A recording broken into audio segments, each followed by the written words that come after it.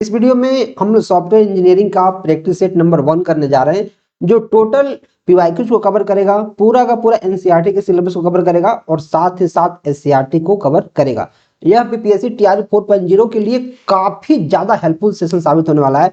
अगर आपने चारों का चारों पार्ट देख लिया तो इस बात की मैं गारंटी दे रहा हूं कि आपको सारे का सारे चीज जानने को मिल जाएगा, जो एग्जाम में काफी ज्यादा इंपॉर्टेंट है और मैक्सिमम क्वेश्चंस का आप आंसर कर पाएंगे। इस बात की गारंटी है, इससे बाहर कुछ भी पूछा नहीं जाएगा।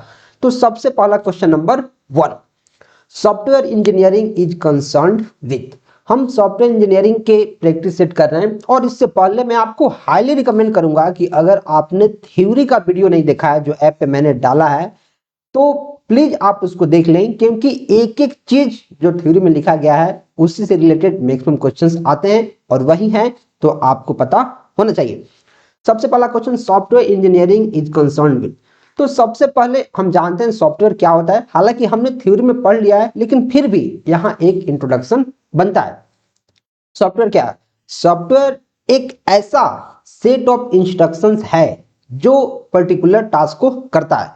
कोई भी काम हम कराते हैं तो आज के जमाने में ऑनलाइन कोई भी हम काम कराएं तो सॉफ्टवेयर के हेल्प से होता है। सॉफ्टवेयर क्या है? एक ऐसा प्रोग्राम जिसको सेट ऑफ इंस्ट्रक्शंस से बनाया गया है। मतलब बहुत सारा जो इंस्ट्रक्शंस दिए हैं, बहुत सारे इंस्ट्रक्शंस के हेल्प से हमारा प्रोग्राम बनता है, जिसको हम सॉफ्टवेयर बोलते हैं। और उसके इंजीनियरिंग को, सॉफ्टवेयर को डेवलप करने के तरीका, सॉफ्टवेयर को कैसे हम रिलायबल बनाएं, कैसे इफेक्टिव बनाएं, सब मिला के सॉफ्टवेयर हम कैसे बनाएं ताकि मार्केट में सस्टेन कर सके, किसी प्रॉब्लम को सॉल्व कर सके, उसको बोलते हैं सॉफ्टवेयर इंजीनियरिंग।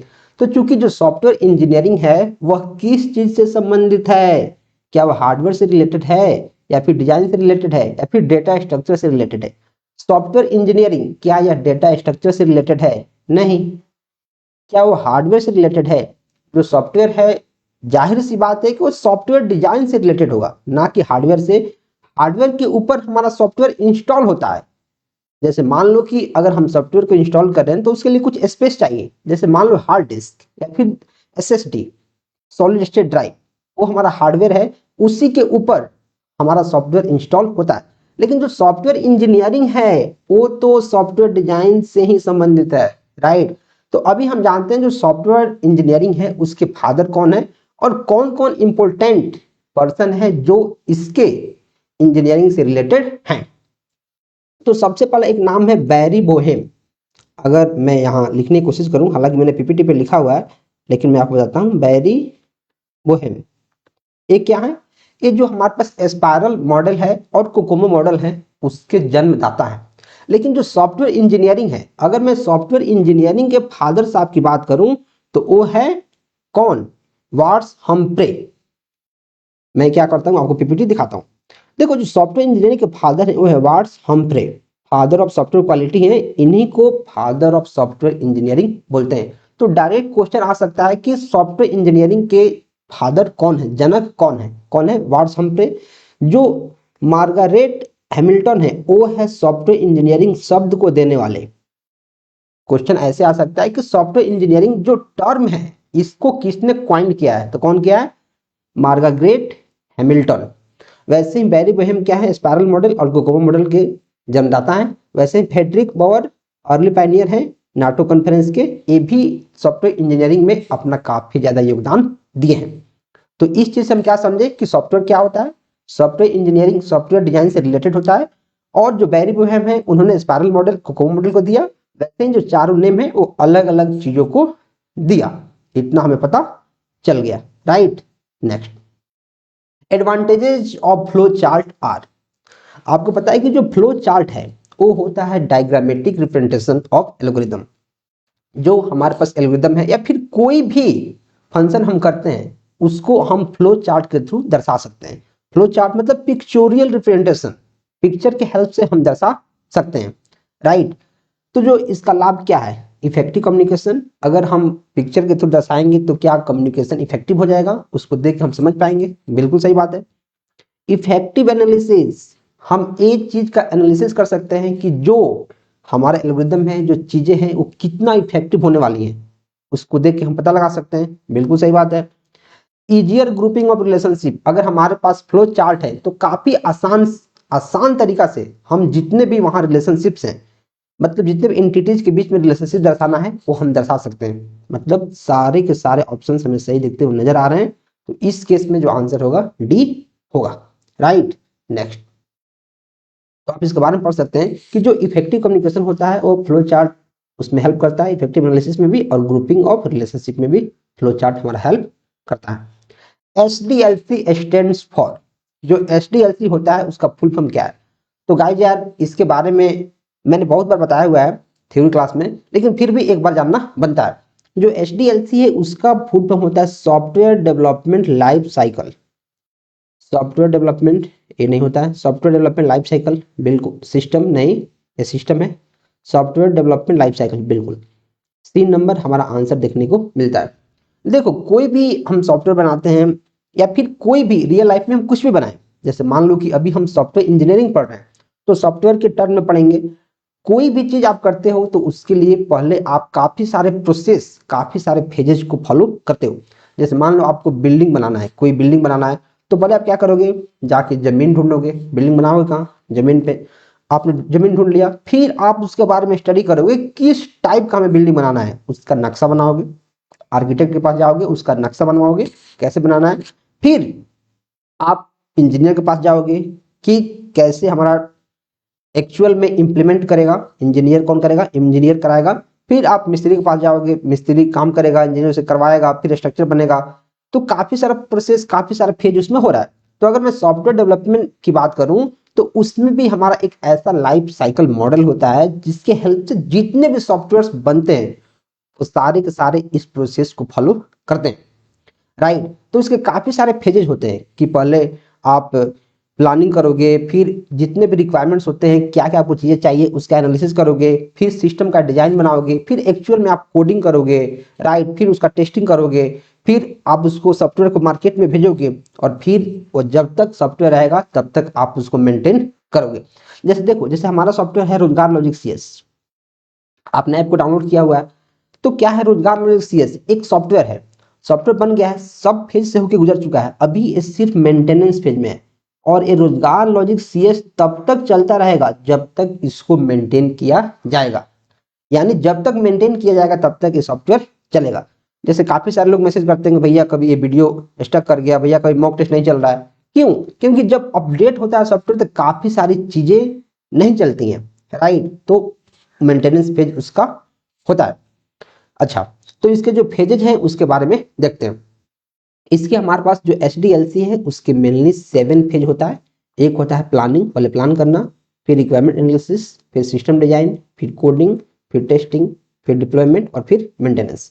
एक एक फेज के बारे में काफी डिटेल में रियल लाइफ एग्जाम्पल के थ्रू हमने थ्योरी क्लास में पढ़ा दिया है। तो मैं ये मान के चलता हूं कि आपने वो पढ़ लिया है और फिर आप ये प्रैक्टिस कर रहे हैं। Next, the first step in the development in the software development life cycle is, जो फर्स्ट स्टेप है वो क्या है? तो गाइस यार मैंने आपको अभी बताया कि जो फर्स्ट स्टेप है वो प्लानिंग, उसके बाद रिक्वायरमेंट एनालिसिस। तो क्या इसमें प्लानिंग कहीं है? प्लानिंग नहीं है। प्लानिंग के बाद क्या है इसमें? Requirement analysis. क्योंकि प्लानिंग नहीं है तो यहाँ इस तीनों ऑप्शन में जो फर्स्ट होगा क्या होगा? Requirement gathering. ये चीज आपको समझनी पड़ेगी। बोला है कि जो फर्स्ट स्टेप क्या है सॉफ्टवेयर डेवलपमेंट लाइफ साइकिल का, तो आप देख पा रहे हैं कि जो फर्स्ट स्टेप है वो प्लानिंग, प्लान करना, पहले प्लानिंग फिर रिक्वायरमेंट एनालिसिस। लेकिन इस ऑप्शन में प्लानिंग कहीं भी नहीं है। जब प्लानिंग नहीं है तो दूसरा क्या होता है? Requirement gathering. प्लानिंग नहीं है और दूसरा होता है रिक्वायरमेंट गैदरिंग, मतलब इस केस में जो पहला होगा वो क्या हो जाएगा? Requirement gathering. आंसर क्या हो जाएगा हमें? बी। एक एक जो टर्म है आपको इसको रट्टा मार लेने की जरूरत है कि पहले प्लानिंग, फिर रिक्वायरमेंट एनालिसिस, फिर सिस्टम डिजाइन, फिर डिजाइनिंग बोला हूं, फिर कोडिंग, फिर टेस्टिंग, फिर डिप्लॉयमेंट और फिर मेंटेनेंस। एक एक जो सीक्वेंस है इसको याद करना है।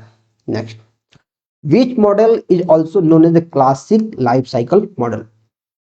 देखो जो सॉफ्टवेयर डेवलपमेंट है उसको डेवलप करने के लिए काफी सारे मॉडल्स हैं हमारे पास। अलग अलग तरीका से हम सॉफ्टवेयर को डेवलप करते हैं। जैसे अगर मैं आपको एग्जांपल समझाऊं तो हो सकता है कि जैसे मान लो कि किसी को इंजीनियरिंग करना है, इंजीनियरिंग इंजीनियरिंग करना है तो क्या तरीका है, पहले आप 10th करो। 10th किससे करो, साइंस से करो। फिर आप 12th करो।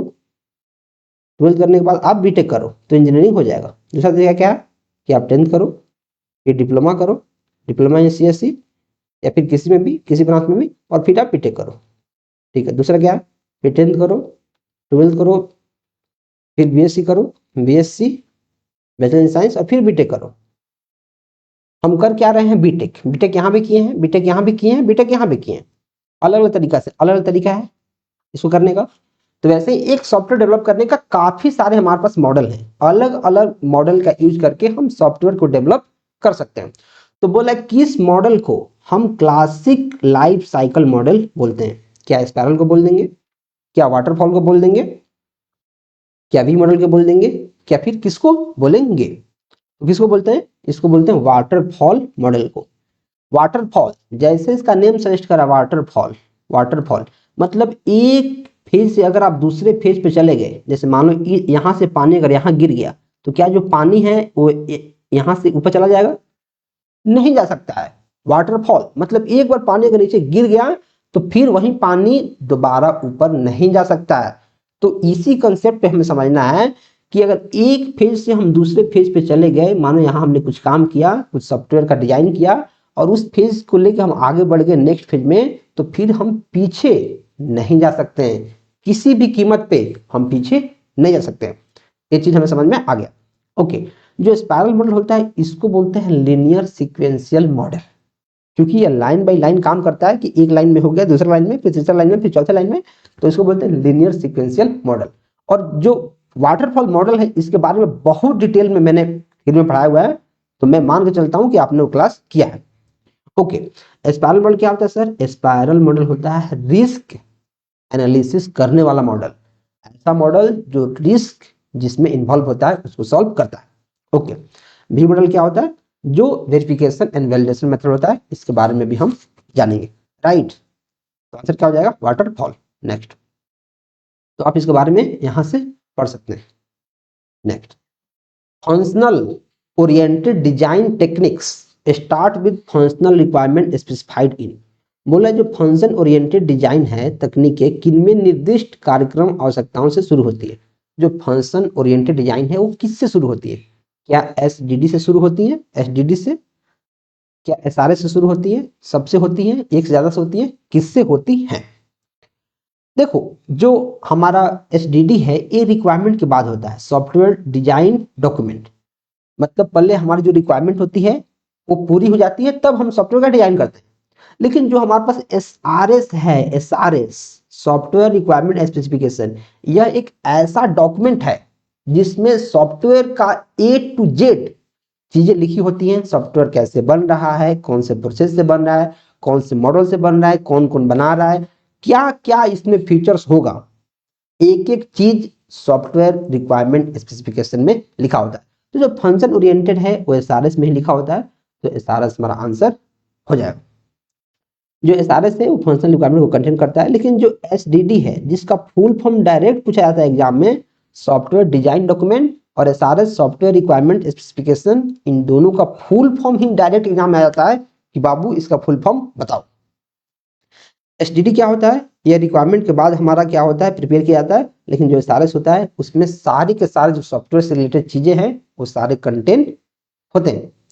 इन which model is risk analysis performed in each iteration. तो मैंने आपको अभी बता दिया है कि जो स्पाइरल मॉडल है उसमें रिस्क एनालिसिस होता है, तुरंत इसका आंसर स्पाइरल हो जाएगा। जो वाटरफॉल है उसमें क्या होता है सर, वाटरफॉल में होता है कि चीजें सिक्वेंशियली आगे बढ़ती हैं और एक बार आगे आ गई तो फिर वो पीछे नहीं जा सकती है। प्रोटोटाइप मॉडल में क्या होता है सर, प्रोटोटाइप में क्या होता है कि पहले हम एक छोटा सा प्रोटोटाइप बनाते हैं, जो एक्चुअल में सॉफ्टवेयर हमें बनाना है उसी का एक छोटा रूप बनाते हैं कि एक्चुअल में सॉफ्टवेयर ऐसा दिखेगा, उसका एक नमूना बनाते हैं और क्लाइंट को दिखाते हैं कि देखो आपका जो सॉफ्टवेयर बनेगा, जो फाइनल सॉफ्टवेयर होगा वो ऐसे दिखेगा, ऐसे काम करेगा। और फिर जब क्लाइंट अप्रूव करता है कि हाँ ये सॉफ्टवेयर के जितने भी रिक्वायरमेंट्स है वो सही हैं, तब हम आगे काम बढ़ाते हैं। तो प्रोटोटाइप नहीं होगा, वाटरफॉल नहीं होगा, आंसर क्या होगा, spiral. In a data flow diagram which among the following process is at the most detailed level. बोला कि जो डेटा फ्लो डायग्राम होता है उनमें से जो ऑप्शन दिया है कौन सबसे ज्यादा डिटेल में होता है। डेटा फ्लो, ये तो डेटा जो फ्लो करता है किस डायरेक्शन में फ्लो करेगा उसके बारे में बताएगा, लेवल पर नहीं होता है। इंटरफेस क्या होता है, जैसे हमारा ग्राफिकल जो इंटरफेस मतलब एक तालमेल करने का जरिया, ये नहीं होगा। फंक्शनल प्रिमिटिव कि कितने लेवल तक वो फंक्शन कर सकता है, यह काफी डिटेल में इसको समझाया जाता है कि उसका फंक्शनल जो पर्सपेक्टिव है वो कैसा होगा। आंसर क्या हो जाएगा इसका, फंक्शनल प्रिमिटिव। नेक्स्ट देखो, जो फंक्शनल प्रिमिटिव है represents the lowest and most detail level in DFD, मतलब डेटा फ्लो डायग्राम। जो इंटरफेस होता है वो डीएफडी से इन्वॉल्व नहीं है। जो डेटा फ्लो है ये डेटा के मूवमेंट को शो करता है, ना कि उसके डेप्थ को, right. Next, the agile model is based on, जो एजाइल मॉडल होता है वो किस पे बेस्ड होता है। देखो एजाइल मॉडल का क्या मतलब है, एजाइल मतलब क्या होता है, एजाइल मॉडल का मतलब होता है कि सॉफ्टवेयर को छोटे छोटे पार्ट्स में बनाना। अगर आपको बोल दिया जाए कि जैसे एग्जांपल मैं समझाऊं कि जैसे मान लो क्वेश्चन है a plus B into C divided by A plus F E, फिर यहाँ क्या करता हूँ जैसे प्लस जी। अगर मैं आपको बोलता हूँ कि एक बार में इसको सॉल्व कर दो तो आपको तो चक्कर आ जाएगा। बोलोगे भैया एक बार में इसको सॉल्व मैं कैसे करूंगा, कैलकुलेटर थोड़ी हूँ, या फिर कैलकुलेटर भी हूँ तो एक बार में कैसे सॉल्व होगा। आप बोलोगे भैया मैं क्या करूंगा, पहले डिवाइड का काम करूंगा, फिर मल्टीप्लाई का, फिर प्लस का, फिर माइनस का, और उससे ही पहले एक्सपोनेंट का। मतलब सबका कुछ ना कुछ प्रेसिडेंस होता है और उस प्रेसिडेंस के हिसाब से मैं काम करूंगा, राइट, तभी जाके चीजें होंगी। तो जो एजाइल मॉडल होता है क्या बोलता है कि कोई भी सॉफ्टवेयर डेवलप करना है तो उसका छोटा छोटा पार्ट में डेवलप करो। जैसे मान लो कि जो हमारा रोजगार लॉजिक का वेबसाइट है, वेबसाइट उसमें आप देख रहे हो बहुत सारा पेज है, कोर्सेज का पेज, होम का page, about us, contact us, support, अलग अलग पेज है। तो पहले एक पेज को आपने बना लिया और टेस्ट कर लिया कि क्या ये काम कर रहा है, फिर दूसरे पेज को बना लिया, फिर तीसरे पेज को बना लिया, फिर चौथे को, फिर पांचवें को। ऐसे ही आपने सारे के सारे पेजेस को बना लिया और चेक कर लिया, राइट, और फिर सबको कंबाइन कर दिया कि हाँ अब सब एक साथ में काम करेंगे। इसको बोलते हैं एजाइल मॉडल, जो छोटे छोटे पार्ट्स को बनाकर फिर लास्ट में कंबाइन करता है। तो इसको हम क्या बोलते हैं, जो एजाइल मॉडल है उसको क्या बोलते हैं, किस पे बेस्ड है, क्या रिजिड स्टेप्स पे, मतलब बहुत जो कड़े स्टेप्स है उन पे, लिनियर प्रोग्रेशन पे, इस पे काम करता है waterfall, waterfall, iterative development, yes. Iterative development कैसे कि हमने एक काम कर लिया, हो गया, अब फिर इटरेशन में जाएंगे, अब ऐसा ही दूसरा काम करेंगे, फिर इटरेशन में जाएंगे ऐसा ही दूसरा काम करेंगे। मतलब एक ही चीज को हम घुमा फिरा के कर रहे हैं, छोटे छोटे पार्ट्स को हम क्या कर रहे हैं, घुमा फिरा के कर रहे हैं, तो क्या बोलते हैं, इटरेटिव डेवलपमेंट। जो एजाइल मॉडल है सॉफ्टवेयर को छोटे छोटे पार्ट्स में बनाना, पूरा एक साथ नहीं। हर छोटे स्टेप्स के बाद कस्टमर से फीडबैक लेके तुरंत इंप्रूव किया जाता है, इसलिए चेंजेस इजिली हो जाते हैं। एजाइल मॉडल तुरंत इसको ध्यान रख लेना है कि जो छोटे छोटे पार्ट्स को मिला के हम चीजें बनाते हैं। In dash model software is developed in a series of incremental releases. बोला कि किस मॉडल में जो सॉफ्टवेयर होता है वो इंक्रीमेंटल रिलीजेस में होता है, मतलब सॉफ्टवेयर की वृद्धिशील रिलीज किया जाता है स्टेप बाय स्टेप। क्या वो कंकरेंट मॉडल होता है, नहीं। क्या आरएडी होता है, रैपिड एप्लीकेशन डेवलपमेंट, नहीं। इसमें तो काफी जल्दी हम काम करते हैं, स्टेप बाय स्टेप, इंक्रीमेंटल नहीं है। स्पाइरल, यस, जो स्पाइरल मॉडल है, स्पाइरल मॉडल यह इंक्रीमेंटल रिलीज पे काम करता है। तो अभी तक हमने स्पाइरल के बारे में दो तीन चीजें जान लिया। पहला कि यह रिस्क एनालिसिस पे काम करता है, जान लिया। यह इंक्रीमेंटल रिलीज पे काम करता है, हमने जान लिया। ये दोनों चीज को अभी तक हमें याद कर लेना है, अभी तक याद कर लेना है कि जो स्पाइरल होता है वह इंक्रीमेंटल रिलीज पे काम करता है और रिस्क एनालिसिस करता है। जो स्पाइरल है इसके कुछ स्टेप्स होते हैं, उनके बारे में जानते हैं। जो स्पाइरल है इसके 4 फेज होता है या फिर साइकिल होता है, प्लानिंग, रिस्क एनालिसिस, इंजीनियरिंग और इवेल्युएशन। जो स्पाइरल है वो बैरी बोहेम, मैंने आपको पहले क्वेश्चन में बताया था कि जो स्पाइरल मॉडल है और जो कोकोमो मॉडल है उसको बैरी बोहेम ने क्वाइन किया है। Software develop in series of incremental releases, each cycle और स्पाइरल इन्वॉल्व्स। बहुत सारा इसमें साइकिल या फिर स्पाइरल ऐसे इन्वॉल्व होता है। ओके, इसमें 4 फेज होता है, प्लानिंग, रिस्क एनालिसिस, इंजीनियरिंग और इवेल्युएशन। डायरेक्ट एग्जाम में क्वेश्चन आ जाएगा कि जो स्पाइरल मॉडल है उसके कितने फेजेज हैं, डायरेक्ट कितने हैं, 4। उसके 4 फेजेज हैं, कौन कौन? प्लानिंग, रिस्क एनालिसिस, इंजीनियरिंग और इवेल्युएशन। डायरेक्ट क्वेश्चन बनेगा और इसके बारे में यहाँ लिखा गया है, तुरंत इसको पढ़ना है। और यार मैं आपको हाईली रिकमेंड करूंगा, भले मैं एक ही बात 50 बार बोल रहा हूँ, कि 2 से 3 बार इसको रिवीजन करना बहुत जरूरी है। आपको शुरू शुरू में लगेगा कि चीजें मुझे आ रही हैं, लेकिन अगर आप रिवीजन नहीं करेंगे तो काफी सारा चीज भूल जाएंगे। और गाइज अभी भी अगर आप पेड कोर्स लेकर नहीं पढ़ रहे हैं तो मैं आपको हाईली रिकमेंड करूंगा कि आप इस कोर्स को लेकर अच्छे से पढ़ना शुरू कर दें, क्योंकि एक बार अगर नोटिफिकेशन आ गया फिर सारे लोग पढ़ेंगे और उस समय धक्का मुक्की में पूरा सिलेबस आप नहीं पढ़ पाएंगे, इधर उधर से चीजें पढ़ेंगे। तो अभी आप 45 sectional mock test, 15 full mock test, सारे सब्जेक्ट का थ्योरी और पीवाईक्यू का video solution practice set mock test के साथ आप प्रिपरेशन कर सकते हैं, अच्छे से पढ़ सकते हैं। और कोई भी डाउट आएगा तो तुरंत आपको यहाँ मैसेज करना है। कोर्स का लिंक, ऐप और वेबसाइट का लिंक डिस्क्रिप्शन में है, आप जाएं, जाके चेकआउट करें, अच्छे से पढ़ें। कोई भी डाउट होगा तो तुरंत मैसेज करना है। Next, what is the full form of case tool in software engineering? जो केस टूल होता है सॉफ्टवेयर इंजीनियरिंग में, उसका फुल फॉर्म क्या है? देखो, जो केस होता है इसका डायरेक्ट फुल फॉर्म तो आता ही है। इसका फुल फॉर्म होता है कोड एडेड सॉफ्टवेयर इंजीनियरिंग नहीं, कंप्यूटर एप्लीकेशन सॉफ्टवेयर इंजीनियरिंग नहीं, कंट्रोल एप्लीकेशन सॉफ्टवेयर इंजीनियरिंग नहीं। इसका फुल फॉर्म होता है कंप्यूटर एडेड सॉफ्टवेयर इंजीनियरिंग। इसका फुल फॉर्म क्या होता है? कंप्यूटर एडेड सॉफ्टवेयर इंजीनियरिंग, मतलब कंप्यूटर के हेल्प से हम सॉफ्टवेयर इंजीनियरिंग करते हैं। अच्छा, इसका मतलब ये होता है कंप्यूटर एडेड, मतलब एडेड मतलब हेल्प, कंप्यूटर के हेल्प से हम सॉफ्टवेयर इंजीनियरिंग कर रहे हैं।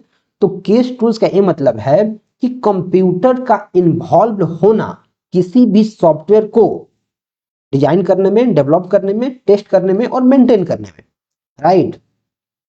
इसका मतलब है कि सॉफ्टवेयर टूल्स को यूज कर रहे हैं, कंप्यूटर के सॉफ्टवेयर टूल्स को यूज कर रहे हैं सॉफ्टवेयर को डेवलप करने में, डिजाइन करने में, टेस्ट करने में और मेंटेन करने में। इसको बोलते हैं केस। केस क्या है?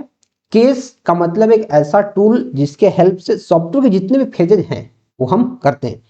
तो कंप्यूटर एडेड सॉफ्टवेयर इंजीनियरिंग कहाँ है? कोई भी ऑप्शन में नहीं है, तो नॉन ऑफ दिस इसका आंसर हो जाएगा। डायरेक्ट इसका फुल फॉर्म पूछा जा सकता है, तो इसको याद करना है। Which of the following is not a factor in the failure of the systems development project? जो सिस्टम का डेवलपमेंट प्रोजेक्ट है उसमें कौन एक कारण नहीं है उसके फेल होने का? कौन नहीं है? नॉट लिखा है। Size of the company, इनएडिक्वेट user involvement, अगर आपने सॉफ्टवेयर बना दिया है और उसमें पर्याप्त मात्रा में यूजर नहीं जा रहे हैं, यूजर उस पर यूज नहीं कर रहे हैं, तो क्या वो सॉफ्टवेयर फेल होगा कि नहीं? बिल्कुल फेल होगा। तो ये तो हमारा कारण है। अगर अपर्याप्त मात्रा में यूजर जा रहा है तो सॉफ्टवेयर फेल हो जाएगा, इसका कारण है। फेल्यूर ऑफ सिस्टम इंटीग्रेशन, अगर आपने सिस्टम को इंटीग्रेट किया है और वो अच्छे से काम नहीं कर रहा है तो वो भी कारण है कि आपका सिस्टम फेल हो गया, राइट। लेकिन कंपनी छोटी है बड़ी है उससे मतलब नहीं है, सॉफ्टवेयर काम करना चाहिए, उस पर यूजर्स आने चाहिए, यूजर रिस्पॉन्स करने चाहिए, यूजर सॉफ्टवेयर को यूज करने चाहिए। इससे निर्भर करता है, ना कि कंपनी बहुत बड़ी है तो अच्छा होगा, बहुत कंपनी छोटी है तो खराब होगा, ऐसे मतलब नहीं है। Next, alpha testing is done by, जो अल्फा टेस्टिंग होता है क्या वो कस्टमर द्वारा होता है, क्या टेस्टर द्वारा होता है, एंड यूजर द्वारा होता है? जो अल्फा टेस्टिंग है वो होता है टेस्टर के द्वारा। जो कस्टमर द्वारा कौन सा होता है? Beta testing. Beta testing. जो एंड यूजर होता है कौन सा टेस्टिंग करता है? एंड यूजर मतलब जो कस्टमर है, बीटा टेस्टिंग करता है। लेकिन जो अल्फा टेस्टिंग होता है वो कौन करता है? Testers a developer site. इसको याद कर लेना है। कस्टमर या फिर and user beta testing, alpha testing कौन करता है? जो एक्चुअल में टेस्टर्स होते हैं जब डेवलप होता है सिस्टम तब। तो आप इसके बारे में भी यहाँ पढ़ सकते हैं। Customers usually perform beta testing, मैंने आपको बता दिया है, और एंड यूजर क्या करते हैं? बीटा टेस्टिंग को करते हैं। Next, if every requirement can be checked by a cost effective process then SRS is called। अगर जितने भी रिक्वायरमेंट है जो कॉस्ट इफेक्टिव प्रोसेस के थ्रू कर रहे हैं, कॉस्ट इफेक्टिव मतलब कम से कम पैसा खर्च हो।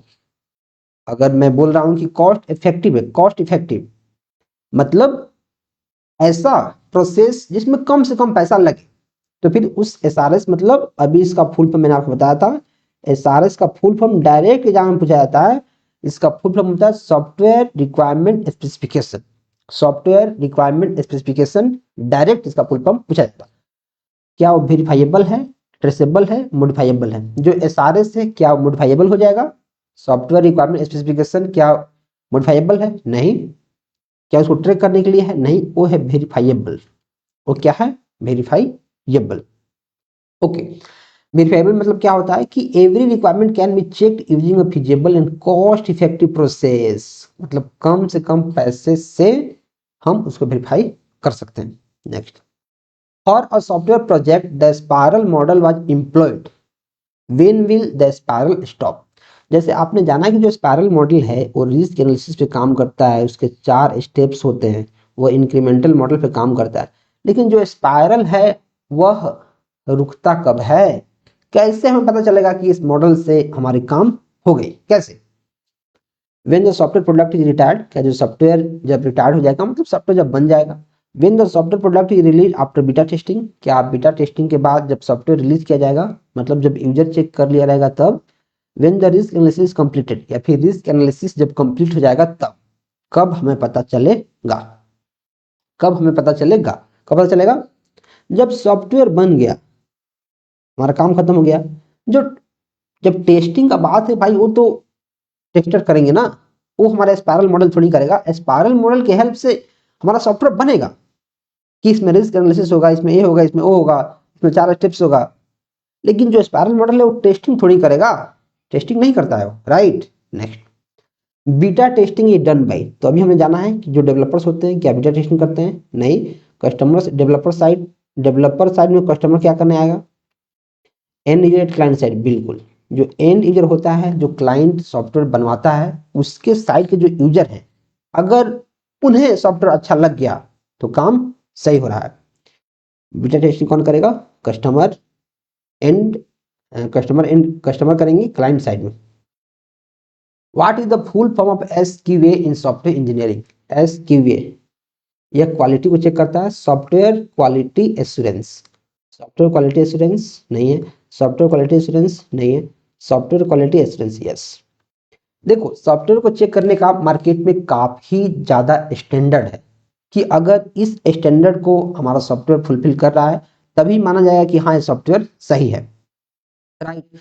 जैसे काफी सारा स्टैंडर्ड हमारे पास है। जैसे मान लो कोई इंस्टीट्यूट है, इंस्टीट्यूट, तो उसका अलग से स्टैंडर्ड है कि ISO 9001 2015 सर्टिफाइड कंपनी, ऐसा लिखा रहता है, आपने देखा होगा, सर्टिफाइड कंपनी। मतलब ये जो कंपनी है, जैसे मान लो मेरा कंपनी है रोजगार लॉजिक, मान लेता हूँ ए पे लिखता हूँ रोजगार लॉजिक CS।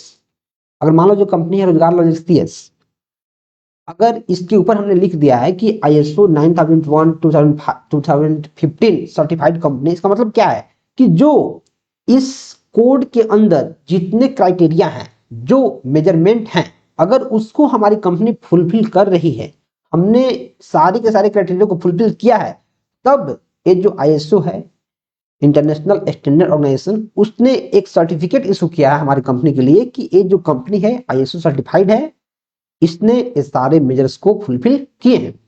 तो वैसे जो सॉफ्टवेयर है उसके लिए हमें एक स्टैंडर्ड बनानी पड़ी, क्योंकि ऐसे पता नहीं चलता कि कौन सा सॉफ्टवेयर किस लेवल का है, किसका स्टैंडर्ड क्या है, कौन सॉफ्टवेयर सही है, कौन सॉफ्टवेयर गलत है, कौन लीगल है, कौन इलीगल है, हमें पता नहीं चलता।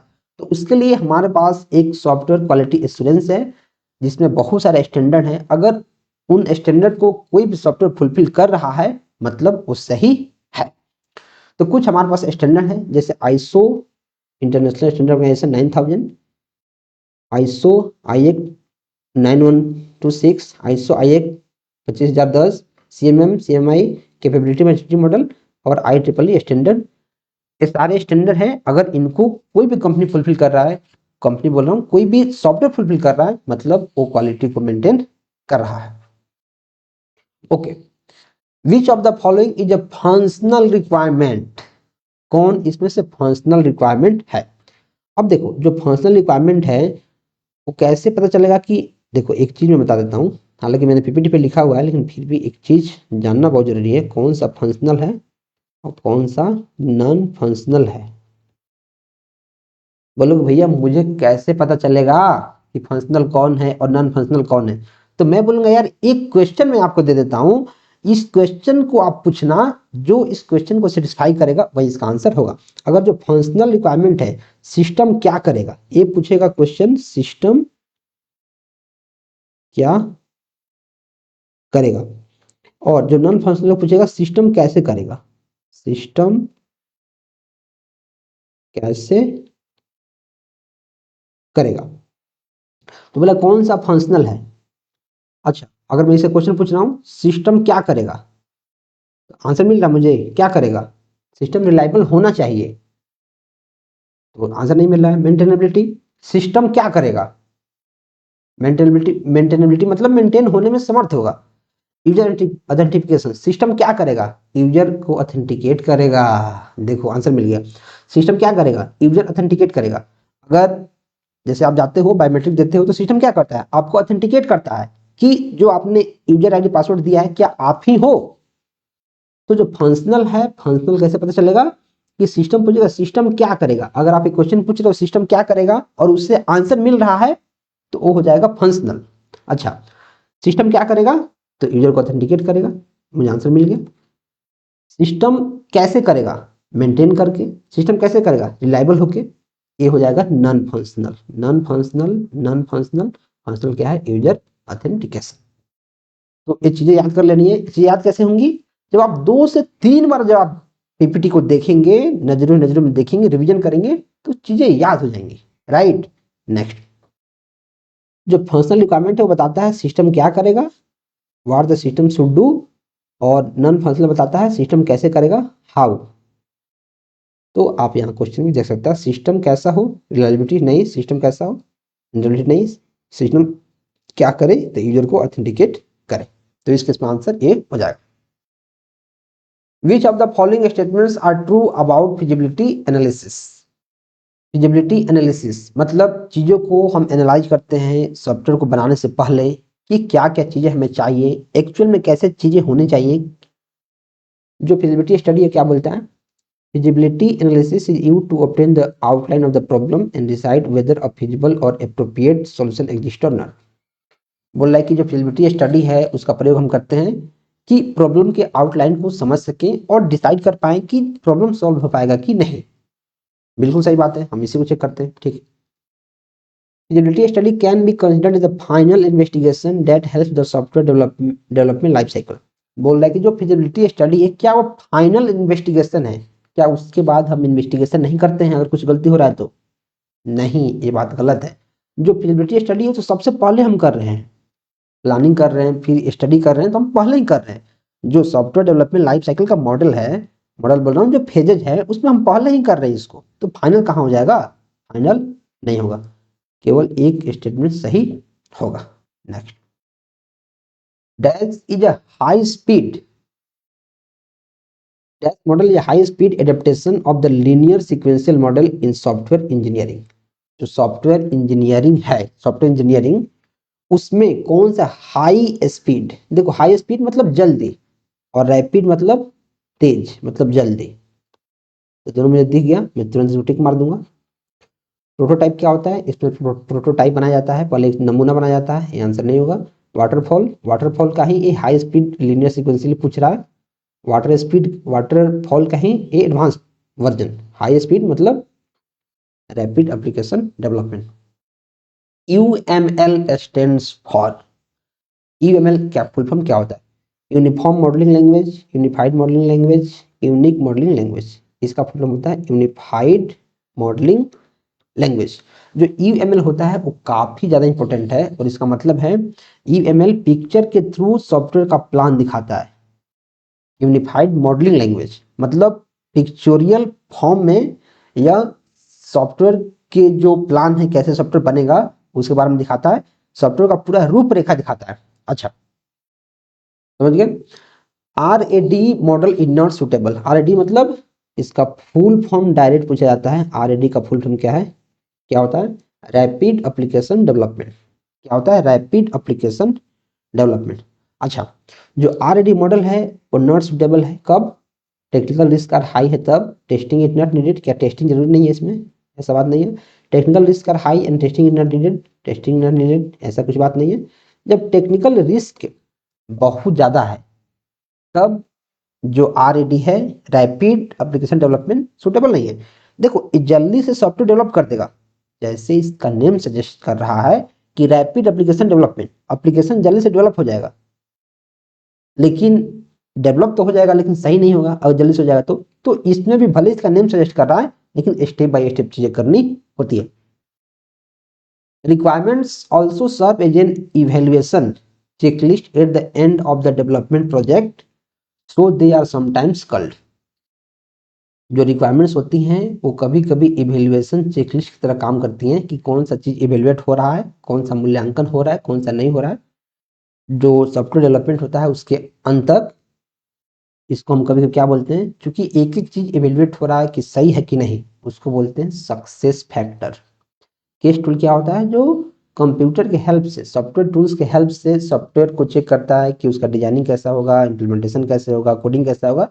वो CSE computer aided software engineering है। जो सिस्टम डेवलपमेंट लाइफ साइकिल होता है वो बताता है सॉफ्टवेयर कितने फेज में बनेगा, कैसे बनेगा। Next, what is cohesion in software engineering. Cohesion, cohesion क्या होता है, कोहेशन होता है कि कोई भी सॉफ्टवेयर आपस में कितना रिलेटेड है, कितना क्लोजली रिलेटेड है, उसका एक्सप्लेनेशन हमें यहाँ दिख रहा है, तो इस पर ध्यान नहीं देना अभी। जो कोहेशन होता है वो बताता है कि जो सॉफ्टवेयर है आपस में कितना क्लोजली रिलेटेड है, कोहेशन। और एक होता है कपलिंग। ये दो बहुत इंपॉर्टेंट टर्म है, डायरेक्ट क्वेश्चन एग्जाम में यहाँ से आते हैं। कपलिंग क्या होता है, interdependence, interdependence on each other. Interdependence होता है। जो कोहेशन होता है कि जो सॉफ्टवेयर है उसके एक एक पार्ट्स आपस में कितना क्लोजली रिलेटेड है। क्या जो कोहेशन होगा मेजर होगा कॉम्प्लेक्सिटी ऑफ मॉड्यूल का, नहीं। कोहेशन मेजर ऑफ इफिशिएंसी का, नहीं। Measure of functional weakness, weakness का है, नहीं। In none of this. ये क्या होता है, कितना क्लोजली रिलेटेड है, how closely modules are related, modules are related, कितना क्लोजली मॉड्यूल रिलेटेड है, right. Next, which UML design shows object interaction over time. अब देखो जो UML है, UML, अब इसके बारे में हम चीज हरण करते हैं। जो UML का फुल फॉर्म क्या है, यूनिफाइड मॉडलिंग लैंग्वेज। एक ऐसा लैंग्वेज है जो पिक्चर के रूप से सॉफ्टवेयर की चीजों को दिखाता है कि कैसे सॉफ्टवेयर बनेगा। अच्छा, तो इसका ऑब्जेक्ट इंटरेक्शन कौन दिखाता है, वो दिखाता है सीक्वेंस डायग्राम, इसको याद कर लेना है। अब यूज केस कौन दिखाएगा, क्लास डायग्राम कौन दिखाएगा, इसके बारे में देखते हैं। जो क्लास डायग्राम है वो दिखाएगा क्लासेस को, एट्रीब्यूट्स को, मेथड्स को और रिलेशनशिप्स को। जो ऑब्जेक्ट डायग्राम है, इसमें अभी ऑप्शन में नहीं है, वो दिखाएगा स्नैपशॉट ऑफ ऑब्जेक्ट को। जो कंपोनेंट डायग्राम है वो दिखाएगा सॉफ्टवेयर के कंपोनेंट को। डिप्लॉयमेंट डायग्राम दिखाएगा हार्डवेयर और सॉफ्टवेयर के डिप्लॉयमेंट को। वैसे ही यूज केस डायग्राम जो यहाँ दिया गया है वो किसको दिखाएगा, सिस्टम के फंक्शनैलिटी को यूजर पॉइंट ऑफ व्यू से। जो सीक्वेंस डायग्राम है वो क्या दिखाएगा, सीक्वेंस डायग्राम। देखो ऑब्जेक्ट इंटरेक्शन यहाँ है और ऑब्जेक्ट इंटरेक्शन पूछा गया है, वो दिखाता है कौन, सीक्वेंस डायग्राम। और वैसे ही कोलैबोरेशन दिखाता है, एक्टिविटी, स्टेट। इतने सारे हमारे पास जो UML हैं इसके डायग्राम्स होते हैं, इनको पढ़ना है। क्योंकि देखो अभी क्वेश्चन एग्जाम में आया है कि ऑब्जेक्ट इंटरेक्शन को कौन दिखाता है, तो हमें पता चल गया सीक्वेंस, क्योंकि हमने यहाँ देख लिया सीक्वेंस डायग्राम मतलब ऑब्जेक्ट इंटरेक्शन। ऐसा भी तो पूछ सकता है कि पैकेजेस को कौन ऑर्गेनाइज करता है, तो पैकेज डायग्राम। ऐसा भी तो पूछ सकता है कि स्नैपशॉट ऑफ ऑब्जेक्ट को कौन ऑर्गेनाइज करता है, तो ऑब्जेक्ट डायग्राम। चीजें हमें पढ़नी है, right. Next, which is not a characteristics of good SRS। SRS क्या होता है, software specification, software requirement specification. इसके बारे में हमने 2 क्वेश्चन में पढ़ लिया है कि SRS क्या होता है, राइट। 2 क्वेश्चन हमने जाना है। इसका फुल फॉर्म बहुत इंपॉर्टेंट है, सॉफ्टवेयर रिक्वायरमेंट स्पेसिफिकेशन। जो SRS होता है उसमें सॉफ्टवेयर से रिलेटेड सारी चीजें होती है सही से। तो बोले कौन सा उसका फीचर नहीं है, क्या जो SRS है वो करेक्ट नहीं होना चाहिए, करेक्ट होना चाहिए कि नहीं होना चाहिए, नॉट लिखा है। कौन सा फीचर नहीं, ये तो फीचर है। कंप्लीट होना चाहिए, ये फीचर है। कंसिस्टेंट होना चाहिए, ये फीचर है। कौन सा फीचर नहीं है, नॉन ऑफ दिस। मतलब जो SRS है वो कंप्लीट होना चाहिए, करेक्ट होना चाहिए, कंसिस्टेंट होना चाहिए। What is the other name of software update. जो सॉफ्टवेयर अपडेट है उसका दूसरा नाम क्या है, तो अगर आप कंपनी में काम करते होंगे प्राइवेट कंपनी में, तो आप तुरंत इसका आंसर देंगे, इसको बोलते हैं पैचिंग। जैसे आप देखते होंगे कि वीकेंड में पैचिंग चल रहा है, वीकेंड में पैचिंग चलता है डेवलपर लोग का। वीकेंड में जो प्राइवेट कंपनियां होती हैं उनमें सैटरडे संडे 2 दिन छुट्टी रहता है, लेकिन ये लोग क्या करते हैं, इनके मैनेजर कि सैटरडे को या फिर संडे को पैचिंग रख देंगे कि अभी अपडेट चल रहा है, काम करना है। सिर्फ नाम का छुट्टी, लेकिन काम करना पड़ता है। अच्छा, तो जो सॉफ्टवेयर डेवलपमेंट है उसको बोलते हैं पैचिंग, उसको पैचिंग बोल दिए। सैंड बॉक्सिंग क्या होता है? सैंड बॉक्सिंग होता है कि किसी प्रोग्राम को हम आइसोलेट करके रन कर रहे हैं, मतलब अकेले एक अलग इन्वायरमेंट में उसको रन कर रहे हैं। और ड्रॉपिंग मतलब क्या होता है कि कोई सॉफ्टवेयर का कोई फीचर है उसको हम रिमूव कर रहे हैं। जैसे मान लो कि कोई सॉफ्टवेयर था, सॉफ्टवेयर उसमें 5 फीचर है, 5 फीचर, एक फीचर को आपने रिमूव कर दिया, भगा दिया यहाँ से, अब 4 ही फीचर बचा। तो जिसको आपने भगाया, आपने क्या किया है, आपने ड्रॉपिंग किया है, ड्रॉप कर दिया आपने। ठीक है। Sandboxing, running program in isolated environment. Dropping मतलब रिमूविंग और डिसकंटिन्यूइंग सॉफ्टवेयर का कोई सा भी फीचर या फिर कोई भी support. Next, what is the full form of IDE? IDE का फुल फॉर्म क्या होता है? Integrated development environment. Integrated development integration है, इंटीग्रेटेड ड्राइव नहीं, इंटीग्रेटेड डेवलपमेंट इलेक्ट्रॉनिक नहीं। इसका फुल फॉर्म होता है इंटीग्रेटेड डेवलपमेंट